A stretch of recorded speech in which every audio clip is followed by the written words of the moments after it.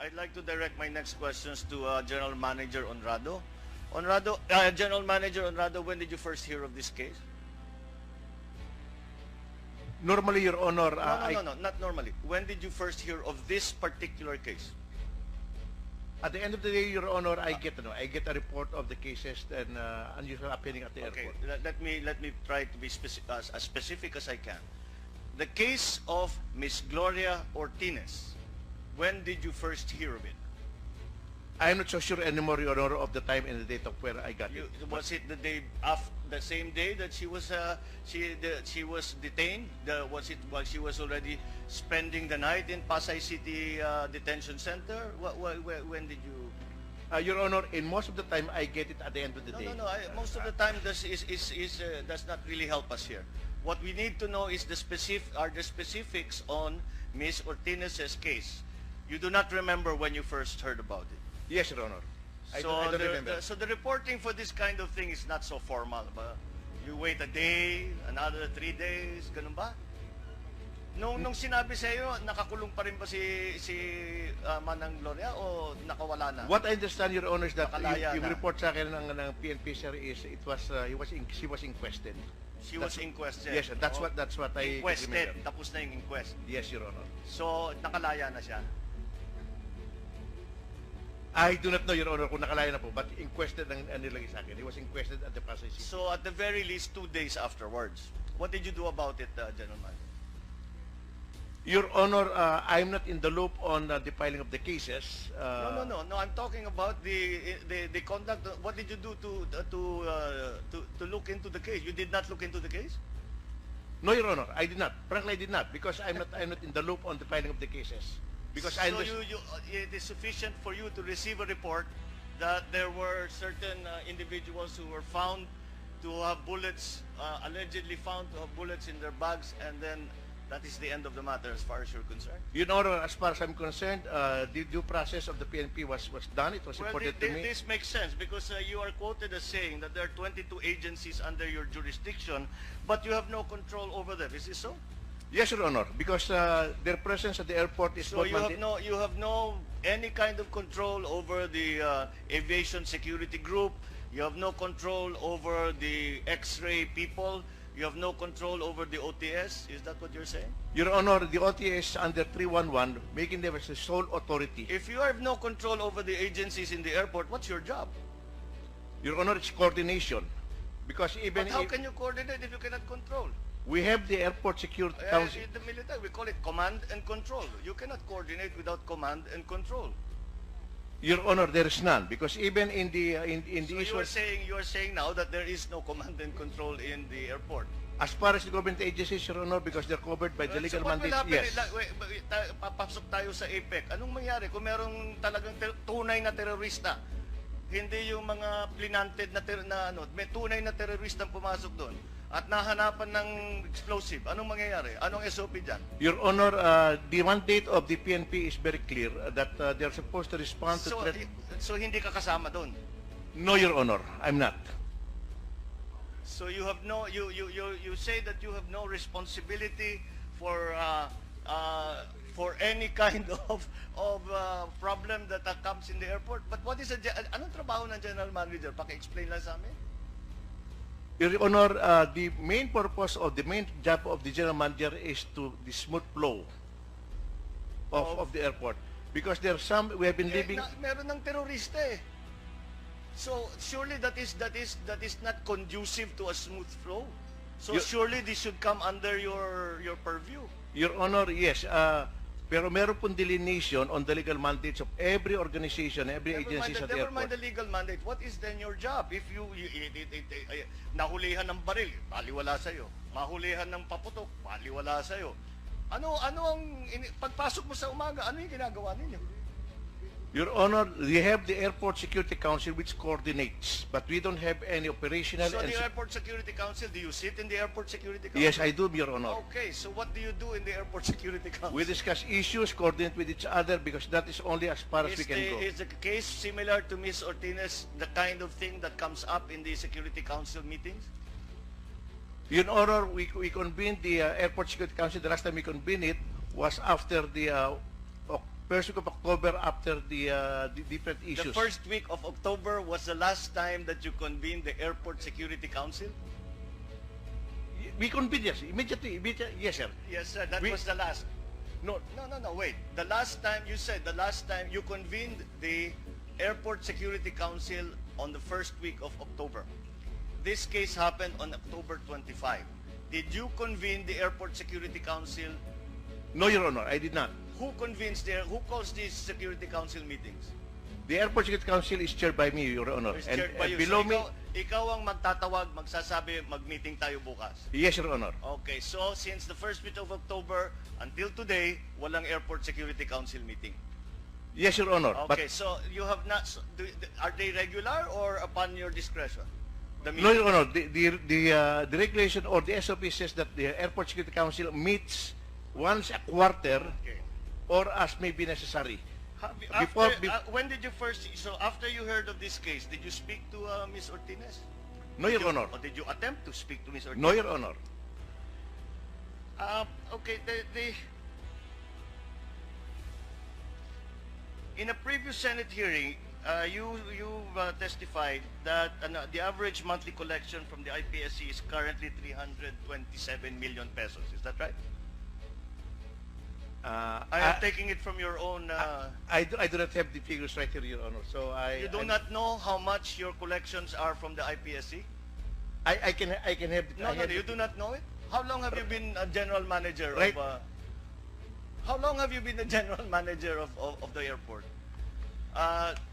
Mr. Onrado, please could you answer that? How long have you been the general manager? of the airport? 5 years. Okay, and in 5 years you have not learned what is your collection from the IPSC. You cannot remember it. But I do have the figures, Okay. Your Honor. What I do have about figures here.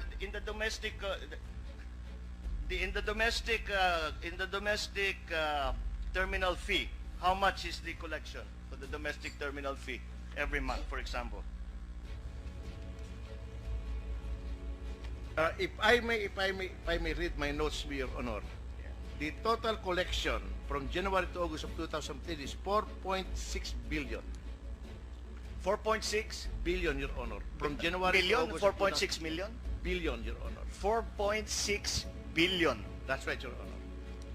4.6 billion you are collecting every. This one is from January to August of 2000. So it's not the whole year. That's It's not from the whole year. January to August. Yes, Your Honor. Yeah, for 2014. Okay. 2014, Your Honor, is 5.8 billion for the whole year. I'd like to direct now. I think we've heard enough from Mr. Onrado. Secretary Abaya, let me come to you. What is the structure of the OTS? How many personnel does this unit have? May I allow the administrator answer for this strength of... I would imagine that the Secretary of the OTC would be very familiar with this critical kind of information. Are you Roughly around 1,000, Your Honor. around? What is the exact number? Could we have that, please?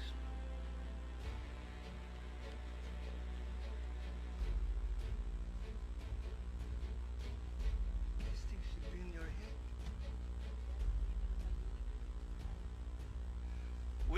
We are a little bit surprised that these are the kind of figures that as an administrator you should have in your head. This is a sort of statistic that you should be looking at every single day of your working day. In any case, what is the status of these personnel in the OTS? Are they organic? Are they with plantilla items? Are they contractual? What exactly is their status?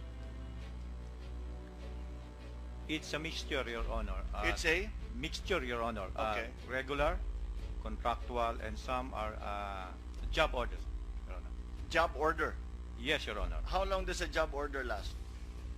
It depends on the contract, Your Honor. Okay, what about the people who are manning the X-ray machines? What are they contractual or They are they have plantilla positions? They have a plantilla position, the others are contractual, Your Honor. Both. Let's be very specific. In the case of Ms. Ortiz, these Galay, Abaya, what is the last one? Rosal? Rosario. Rosal, with the investigator De Padua, investigator Ballesteros, what are their status? Unahin na muna natin yung tatlo. Galang, Abaya, and Rosal. What is their status? Are they contractual employees or do they have plantilla items? They have plantilla items. They have Your Honor. plantilla items. What is the training that you give them?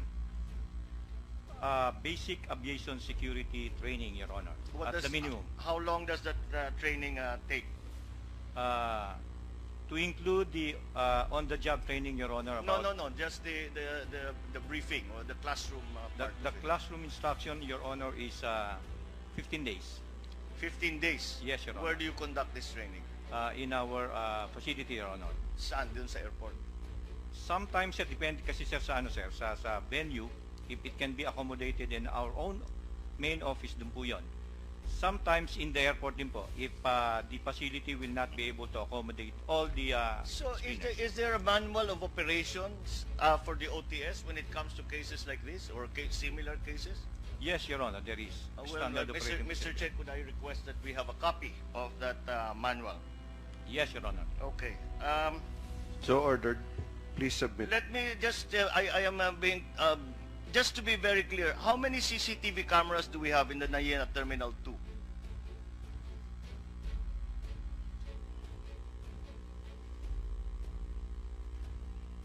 Can anyone tell me? Yeah, Terminal 2 belongs to me. Well, I'll have the record here, Your Honor. Yes, so tell me, how many CCTV cameras have there been are installed and working in Terminal 2? We have 92, Your Honor. You have 92. Yes, Your Honor. Okay. So, you feel that 92 is sufficient? No, Your Honor. No. Yes, because we have How another many, project. how many would you like to have? We have now a project, Your Honor, for Terminal 1, 2, and 4, which will including the perimeter, which will cover 700 cameras. So, in Terminal 2, how many cameras would you like to have? What is the ideal number as far as you're concerned? I can give you a ballpark figure, Your Honor, if No, it cannot be a ballpark figure. I don't have this. Your Honor, If you have a plan, you have a project. Your project is to install an additional how many cameras in Terminal 2? yes, Your Honor, we do have that plan. What is the plan? It a total of 700 cameras. No, I want specifically Terminal 2. I'm sorry, Your Honor, I don't have this. I You don't don't have the have it. I don't have with me the exact figure. Okay. Well, in any case, let's just say that how many total in all terminals na dadagdagan gawin 700? Your Honor, at present we have 177. Okay, so to extrapolate, you have maybe 1/5 of the number that you would like to have. All right? So if 72 is in the, by extrapolation, you want to have approximately 350 cameras in Terminal 2. That seems to be a reasonable, How much is one camera? Your Honor, there are so many variations. I'm sorry, I don't have the. Yung bibilhin ninyo, yung pinaplano ninyong bilhin, magkano yung tigisa? I'm at a loss, Your Honor. I don't have the unit value of the camera. So you are given funds in the amount of close to 4.65 billion 5 billion pesos to spend on the upgrading of the cameras. You do not know how many cameras there will be. You do not know how much they cost. You have a plan, but you do not know how much the shortfall is. Your Honor, I have the full amount. It's 486 million pesos. I can submit to the committee 486 million pesos for for the whole 700 cameras, Your Honor, and then the monitors and then the DVR. I can submit. Yeah, maybe we should have some of that information. I can submit it to Your Honor. All right. So just to finish up, Mr. Secretary Abaya, very simple. On a grade system of 1 to 10, 1 being the lowest, 10 being the highest, how would you grade the General Manager Honrado's performance as in this entire incident? 7, Your Honor. 7. Where passing is 5 or 6. You consider him to have done more than satisfactory job. The assumption is 5 is passing, Your Honor. Well, whatever it is, 70%. You will give him a grade of 70%. Yes, Your Honor. Yeah, take note that in school, 75% is passing, 70 is flunking. But in any case, I have to say, Secretary Abaya, we are very disappointed. Your standards, if you are to grade him at 7 to 10, 7 out of 10, considering all of that was happened, you set your standards very, very low. Thank you, Mr. Chairman. That is the extent of my interpolation. Thank you, Senator Marcos.